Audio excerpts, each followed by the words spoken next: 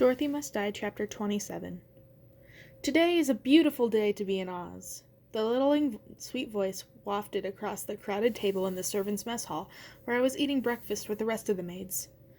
I was starting to sweat, and not just because this was the first time my Astrid identity needed to stand up to mass scrutiny.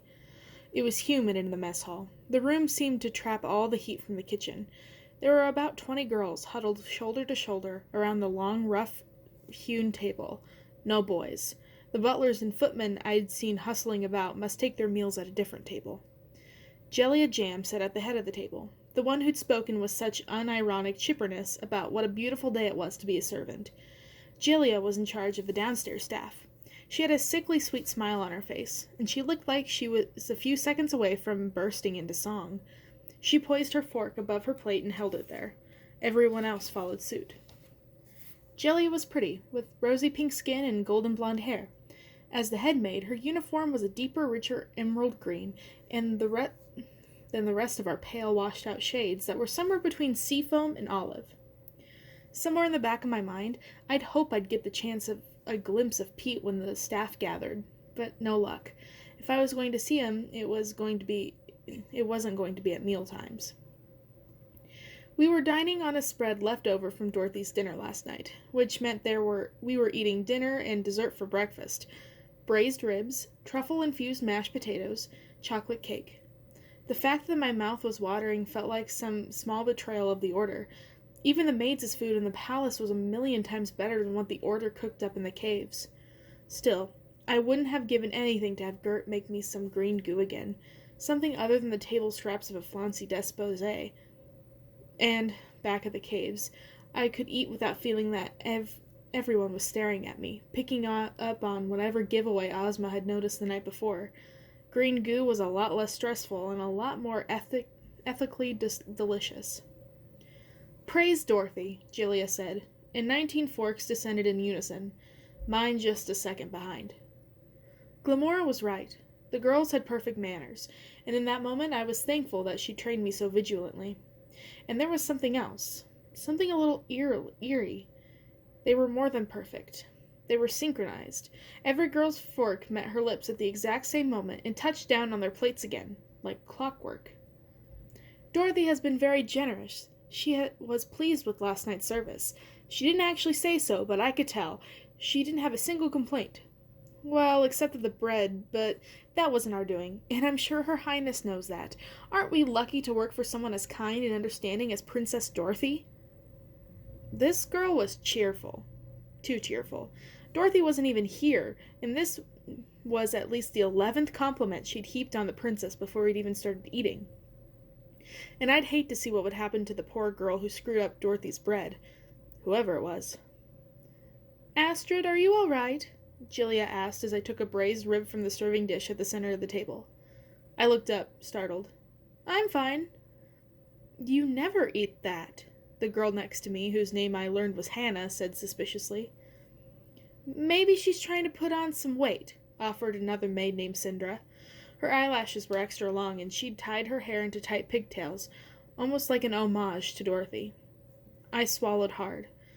Was Astrid a vegetarian? Had my stomach just given me away? I shrugged as lightly as possible. "I guess I'm just extra hungry this morning," I said, trying to match the other girls' perky tone and keep pace with their synchronized eating. "If it's good enough for Dorothy herself, it's certainly good enough for me." That seemed to satisfy them. Jellia nodded as if my logic was too unimpeachable to argue with, and I went back trying to chew daintily, hoping I wouldn't make any other mistakes. I kept my antenna up for intel, but the only subject of conversation was Dorothy, which should have been a good thing, considering that she was the one I was really here to learn about. Unfortunately, no one was sharing any useful information. It was all about how beautiful Dorothy was, or how kind she was, or how lucky we were to be working for the greatest person of all of Oz. It was weird. They were like creepy, overeager maid sorority. By the end of breakfast, I found my fork moving in time with the other maids. I found myself nodding when they nodded, chewed when they chewed, blinking when they blinked. Part of me was proud for how easily I'd blended in. A necessity if I was going to complete my mission. But another part of me wondered if maybe this the whole automated routine wasn't coming a little too easy. Was it magic? I wondered. A spell to make us as orderly as possible? Did Dorothy have some kind of charm working to keep us from eating like slobs or tapping our forks? Or was the clockwork perkiness machine just the maid's way of dealing with the constant fear of living under Dorothy? Breakfast didn't last long.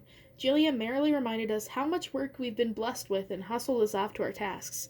Every room in the palace was cleaned every day, regardless of whether or not anyone was using it. I wish we could use magic to do this, I said leadingly to Hannah, glancing over her big bucket of soapy water. We were hunched on our hands and knees, scrubbing oil stains from the floor of the Tin Woodman's suite. My floor scrubbing was pretty half-assed, since I was too busy checking out the Tin Woodman's living space to really bother with my job. Except that his room was almost as boring as mine. The room was completely devoid of personal effects whatsoever, other than spare parts. The only thing that interested me was a strange contraption that was bolted to the wall, made up of two long metal brackets that held an ancient-looking mattress suspended about a foot off the floor in a perfectly vertical position.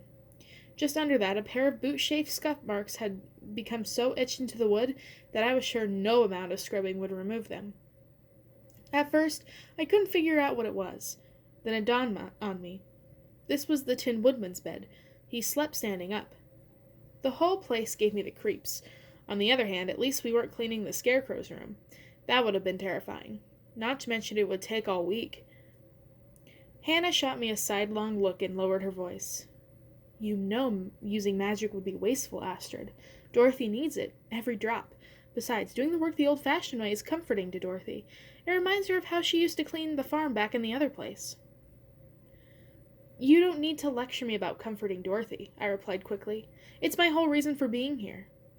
Hannah smiled at me and I smiled back, hoping to match her cheerily vacant quality. I'm so glad our slaving away makes Dorothy feel better, I muttered, pretty sure Hannah wasn't the type to detect sarcasm. It really does, Hannah exclaimed. It reminds her how far she's come. The soap we were using had a lemony peachy smell. I wondered if this was the soap that her Auntie Em used back in Kansas, before the tornado whisked her away. What could have happened to turn that sweet innocent farm girl into this magic-hoarding fascist? I wasn't going to get any useful assassination tips out of a frightened airhead like Hannah, so I decided to poke around and see if there was any way I could get her to give up some information about Pete. Even posing as Astrid, I figured tracking down the only other anti-Dorothy person I know of might be helpful, and surely servants cozying up wouldn't raise any red flags. Not that I wanted to cozy up with Pete. Have you seen that boy around here with the green eyes? I asked casually. I wonder when he takes his break. Hannah looked up at me surprised. Who? You mean one of the guards? No, I think he's a gardener. Oh, don't be silly, Astrid, she said. I blinked. What do you mean? You know any fraternization is strictly forbidden. Oh, I said, trying to figure out a way to cover my mistake. Before I could, Hannah leaned in close enough to whisper. I let Bryce, you know, the baker I was telling you about, sneak into my room the other night, she whispered. But don't tell anyone. I don't want to get punished for smutness again. I promise I won't, I whispered back. I'll keep an eye out for your boy, too, Hannah said. But I haven't seen anyone with eyes like that. I leaned in close to the floor, trying to scrub away a particularly stubborn piece of dirt. Who was Pete? After we finished the Tin Woodman's suite, we were followed a 15-minute break in the servants' mess hall. For a snack, Julia brought out an array of stale muffin bottoms. Apparently, Dorothy only ate the tops. While the other girls ate with a chorus of oohs and ahs, I guess muffin butts were a treat around here, I took a moment to study the postings on the mess hall walls. There were a ton of brightly colored signs about proper cleaning techniques and uniform maintenance, but also a color-coded schedule of palace personnel. I tried to memorize it, particularly the times when the guards changed shift. Knowing when there would be gaps in Dorothy's protection would definitely come in handy. The big wild card were the Scarecrow and the Tin Woodman. They weren't in the habit of posting their schedules anywhere, even though I knew they would always be somewhere in the palace. The lion, too, was rumored to be around. The idea of seeing the lion again, after what he'd done to Gert, made me sick.